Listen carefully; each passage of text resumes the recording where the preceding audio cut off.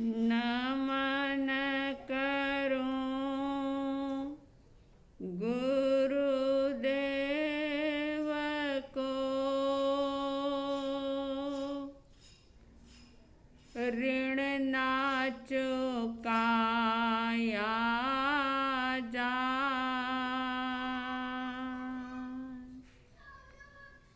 धर्म रतन ऐसो दियो,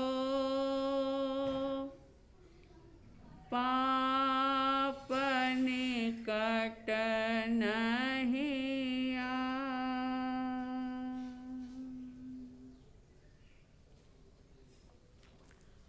श्रद्धालु जिज्ञासु श्रोताओं, एक जिज्ञासा इस प्रकार से आई कि पैसा, परिवार, पद, प्रतिष्ठा इस जीवन के लिए बहुत जरूरी है। बिना पैसे के, बिना परिवार के जीवन जिया नहीं जा सकता। लेकिन धर्म ग्रंथ, धर्म गुरु हमेशा पैसा और परिवार से ज़्यादा धर्म को महत्वपूर्ण बताते हैं। तो पैसे और परिवार से ज़्यादा धर्म महत्वपूर्ण कैसे हो सकता है? क्योंकि पैसा सच्चा साथी है, परिवार साथ देता है, ये दिखता है।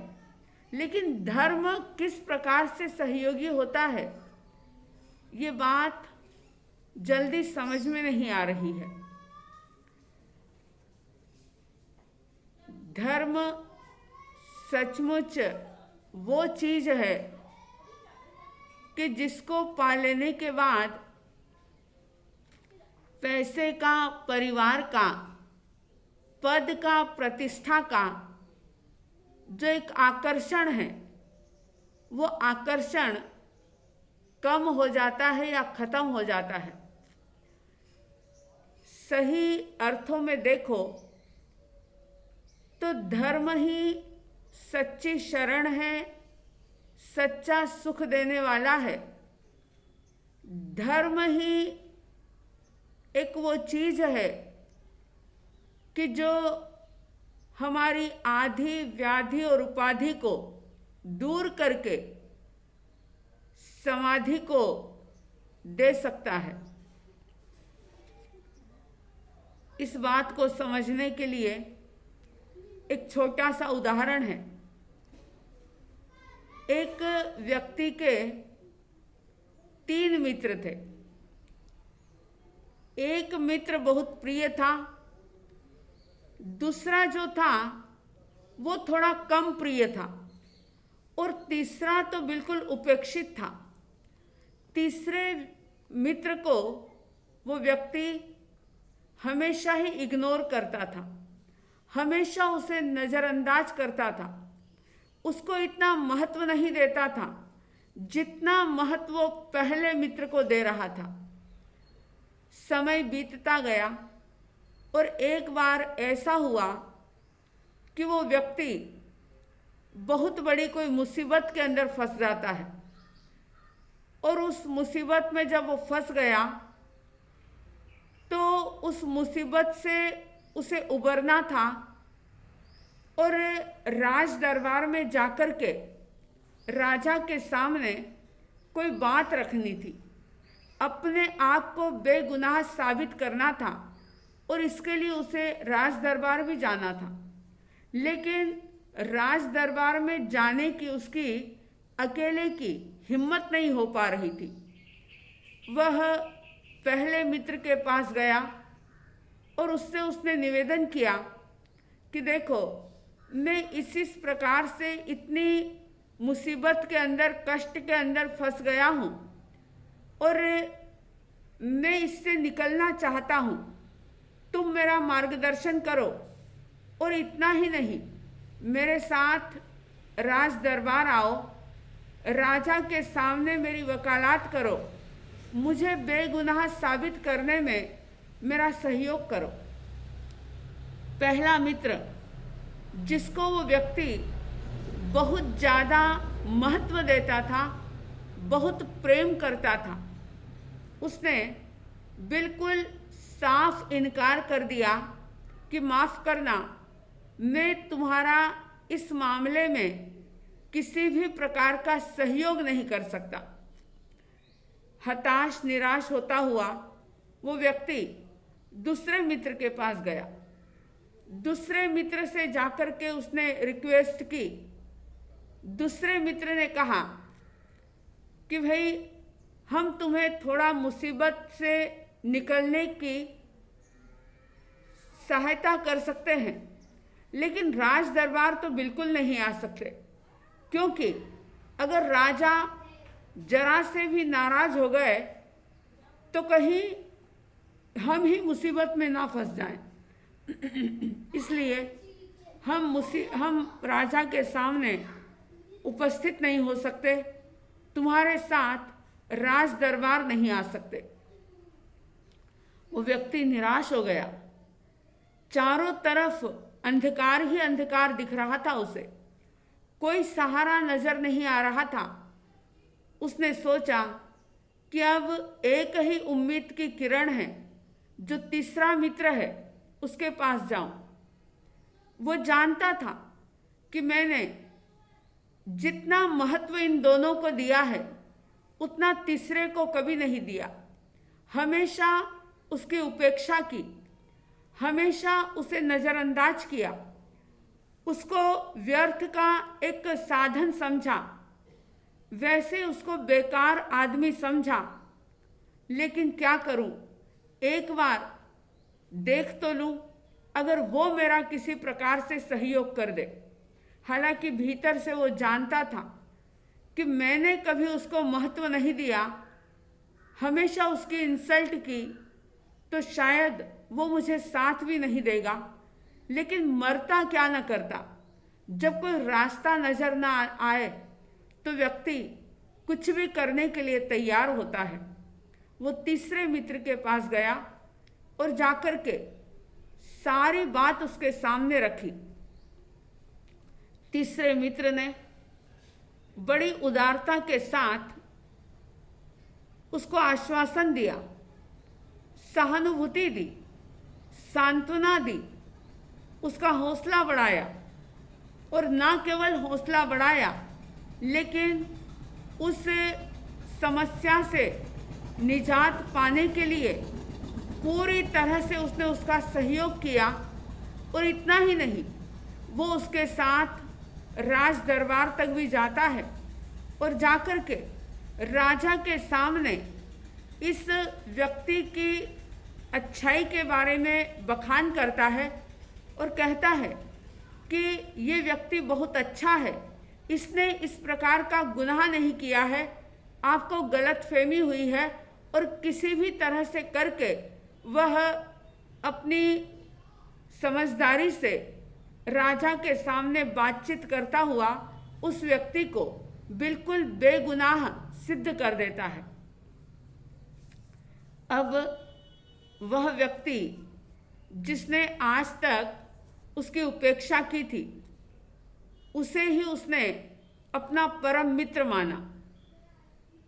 बंधुओं, ये आम व्यक्ति की कहानी है, ये किसी एक व्यक्ति की नहीं, हर व्यक्ति की ये कहानी है। हर व्यक्ति के जीवन में तीन बातें हैं। सबसे पहले है पैसा, दूसरा है परिवार और तीसरा है धर्म। ये तीन मित्र है हर इंसान के। अब आप सोच सकते हैं कि व्यक्ति पैसे को बहुत महत्व देता है, और पैसे को कितना महत्व देता है ये आप सब जानते हैं कि आज पैसे को पाने के लिए, धन को प्राप्त करने के लिए व्यक्ति किसी भी प्रकार का गुनाह कर लेता है। भूल जाता है वो कि ये पैसा मुझे कब तक साथ देगा। पैसा ज़्यादा आगे नहीं बढ़ता।